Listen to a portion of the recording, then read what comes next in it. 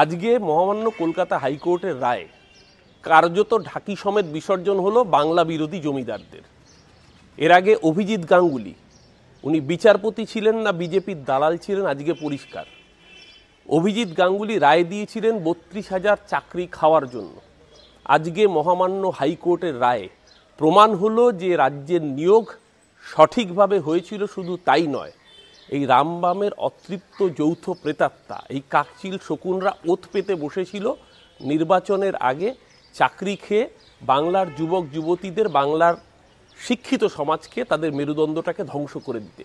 মহামান্য হাইকোর্টের রায়ে আজকে পরিষ্কার হয়ে গেল যে বাংলা বিরোধী জমিদারদের চক্রান্ত ব্যর্থ করে মমতা বন্দ্যোপাধ্যায়ের সরকারের আমলে যে চাকরি পেয়েছিল সেই চাকরি সঠিকভাবে তারা পেয়েছিলেন।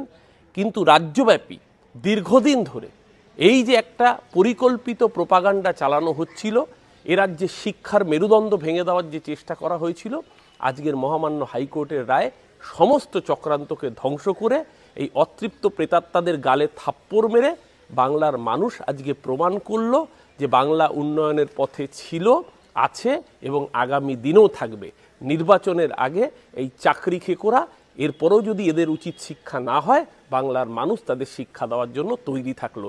যারা এতগুলো মানুষের চোখের জলের বিনিময়ে ভোট জিততে চেয়েছিল, বাংলার মানুষ তাদেরকে ক্ষমা করবে না।